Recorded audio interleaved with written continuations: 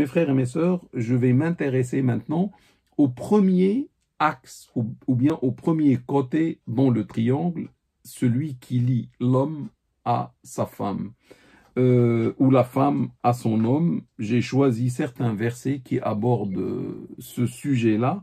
Dans le premier verset, Dieu dit وَعَاشِرُوهُنَّ بِالْمَعْرُوفِ. Vivez avec elles, c'est-à-dire vous les hommes, au sein du mariage, vivez avec elles, avec vos épouses, vivez avec elles selon la bonne coutume. Chapitre les femmes, subhanallah, chapitre 4, verset 19, ça veut dire vivez avec elles selon ce qui est connu en islam. Selon la coutume, la haute coutume musulmane, selon l'excellence. Il nous a demandé tout à l'heure d'exceller dans tout ce qu'on fait, et notamment au sein du mariage. Donc c'est un ordre de la part de Dieu, subhanahu wa ta'ala, à chaque mari, à chaque homme, d'exceller, de se comporter vis-à-vis de sa femme, d'un meilleur comportement, un comportement d'excellence, un comportement de douceur. Pour douceur, mes frères et mes sœurs, je vous rappelle ce qu'a dit le prophète sallallahu alayhi wa sallam. Dans un hadith célèbre, il a dit « Dieu est infiniment doux et il aime la douceur dans tous les domaines unanimement authentiques. » Rapporté à la fois par Bukhari et Muslim.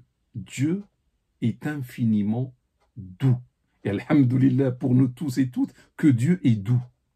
Infiniment doux, et il aime voir la douceur dans tous les domaines unanimement authentiques. Mon frère ou ma sœur, on est invité dans plusieurs versets, dans plusieurs hadiths, d'être à l'image de Dieu, de suivre le prophète, de suivre Dieu dans ses attributs d'excellence, etc. Donc cette douceur doit être dans tous les domaines, notamment vis-à-vis des parents, vis-à-vis de l'épouse, la douceur, vis-à-vis de l'époux, l'épouse avec son mari, la douceur vis-à-vis des enfants, la douceur vis-à-vis des voisins, vis-à-vis des gens, tous les gens, musulmans ou pas.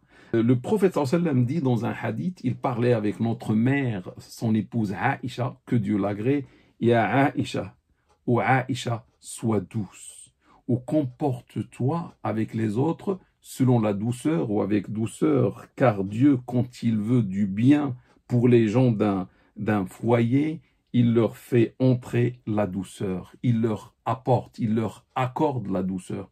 Donc, ou Aïcha, sois douce dans ce que tu fais, dans tes relations, dans ton comportement avec les autres, etc. Et sache que Dieu, quand il veut du bien pour les gens, pour les membres d'une famille, d'un foyer, il leur apporte quoi? La douceur. Il leur accorde la douceur entre eux. Et tu vas voir, subhanallah, les relations au sein de ce triangle familial basé sur la douceur. Rien que la douceur. Et c'est ça le paradis, où il n'y a que de la douceur. Il n'y a pas la violence physique, il n'y a pas la violence verbale, il n'y a pas les insultes, il n'y a pas les cris, il n'y a pas les gros mots, il n'y a pas des larmes versées par l'épouse, versées par le mari, versées par les parents, versées par les enfants, etc. Vu l'injustice qui règne et la violence qui règne dans ce foyer. Que Dieu nous en préserve. Le hadith est rapporté par l'imam Ahmed et par l'imam Al-Bazzar. Si Dieu veut le bien pour les membres d'un foyer, qu'est-ce qu'il leur accorde? La douceur. Ça veut dire, si on veut comprendre le contraire, quand Dieu ne veut pas du bien pour un foyer, il leur retire la douceur. Et quand la douceur disparaît du foyer, il y aura la violence, il y aura les nerfs, il y aura la colère, il y aura la guerre, et une guerre infernale, une vie infernale. Et cette douceur, on doit faire les moyens pour l'avoir. La douceur ne vient pas d'elle-même. On doit faire les moyens. L'homme, la femme, les parents, les enfants doivent chercher ces moyens, ce qu'on va voir, pour que Dieu bénisse par la suite ces moyens et nous apporte la douceur. Nous, on fait les moyens et après Allah apporte le résultat. de nos moyens qui sera la douceur. Donc une relation excellente. Une relation, l'homme doit avoir une relation de douceur dans la parole, dans l'acte. Et croyez-moi, il n'y a pas mieux que la douceur. Venant de tout membre, de tous les éléments qui composent ce triangle familial, il n'y a pas mieux que la douceur. Malheureusement, nos parents, la société dans laquelle on appartenait au passé, ça veut dire au bled, etc. Peut-être on a vu des cas où on était marqué par des cas où il y avait la violence verbale ou physique, le manque de douceur, et on a cru que c'est ça.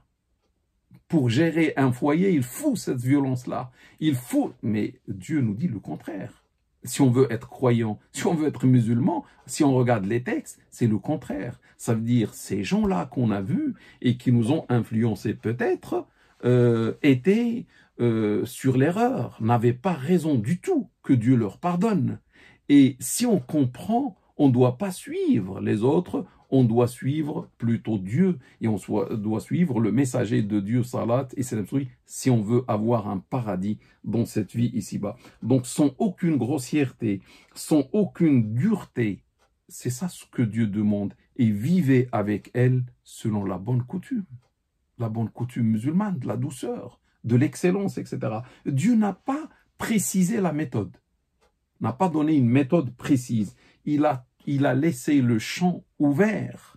Donc, tout comportement agréable, excellent, qui ne s'oppose pas avec la religion et la bonne coutume, si ce comportement existe, et on le trouve, l'homme doit le suivre. Ce comportement devient recommandé à l'homme et l'homme doit le suivre dans son comportement, dans ses relations avec son épouse. Ça veut dire, mes frères et mes sœurs, tout mauvais comportement vis-à-vis de la femme est interdit en islam. Haram, haram, haram. Interdit, interdit, strictement interdit. L'homme doit représenter la douceur. L'homme doit représenter l'excellence. L'homme doit représenter tout pour sa femme. Elle n'a pas un autre mari à sa place. Donc c'est lui qui doit apporter tout cela. Et bien sûr, la femme va se sentir dans un paradis en quelque sorte avec un tel homme. Et elle aussi va répondre à la douceur par la douceur, à l'excellence par l'excellence, etc. Le prophète sallallahu alayhi wa sallam dit dans un autre hadith, les femmes ne sont que les sœurs germaines des hommes. Les femmes ne sont que les sœurs germaines des hommes. Elles ne sont honorées que par un noble. Elles ne sont honorées que par un noble et elles ne sont maltraitées ou déshonorées que par un ignoble. Le hadith est rapporté par l'imam Tirmidhi, par l'imam Ahmad, par l'imam Abu Daoud. Donc, si l'homme se comporte bien, vous voyez, Dieu a demandé l'excellence, la bonne coutume. Dieu a demandé la douceur. Et le prophète sallam demande d'être excellent aussi dans le comportement avec la femme. Elles ne sont honorées que par un noble. Si tu vois que tu te comportes bien avec ta femme, sache que tu es un noble. Si tu te comportes mal avec ta femme, mon frère, sache que tu es un ignoble et tu dois faire rapidement le repentir à Dieu subhanahu wa ta'ala. La vie est éphémère et un jour tu seras devant Dieu qui t'a demandé d'exceller dans tes relations avec ton épouse. Bien sûr, chacun de nous va dire « je suis excellent, je suis noble, etc. » Non, ce n'est pas à toi de répondre à cette question. C'est à madame de répondre à cette question. On va voir ce que dit madame. On lui tend le micro si tu veux et on va dire comment tu trouves ton mari. Si elle dit « bravo, il est excellent, il est noble, masha'Allah », je te dis « bravo mon frère ». Mais si, lorsqu'on tend le micro à madame, elle ne va même pas parler, elle va répondre par des larmes, on va tout comprendre. On va te dire, crains pieusement Dieu. Ittaqillah, crains pieusement Dieu, parce que tu es devant le regard de Dieu, subhanahu wa ta'ala. Il te voit 7 sur 7. 24 sur 24, comment tu te comportes avec ta femme. Et il t'a demandé d'exceller. Le prophète t'a demandé, salat, d'exceller. Et toi, tu fais le contraire. Qu'est-ce que tu attends de la part de Dieu? La punition. La punition de Dieu est grave. Donc, il faut faire le repentir. As-tu vu, ma sœur, comment le prophète sallallahu alayhi wa sallam t'a défendu avant même ta naissance, depuis 14 siècles et 44 ans, le prophète, ton bien-aimé Mohammed Salat Issamsoui, t'a défendu. Et comme il y a une égalité qu'on va voir en islam entre l'homme et la femme dans les droits et les devoirs, tout ce qu'on a dit à l'homme concerne la femme. C'est-à-dire on peut conjuguer la parole du prophète pour que ça soit dirigé vers les femmes. Et on va dire les hommes ne sont que les frères germains des femmes. Ils ne sont honorés que par une noble. Et ils ne sont déshonorés ou maltraités que par une ignoble. Il y a l'égalité. Donc toi, ma sœur aussi, est-ce que tu es excellente dans ta relation avec ton mari?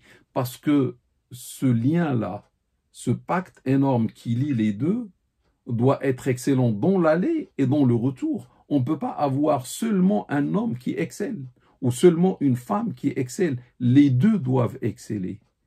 Et la bénédiction va venir à ce moment-là de la part de Dieu, subhanahu wa ta'ala.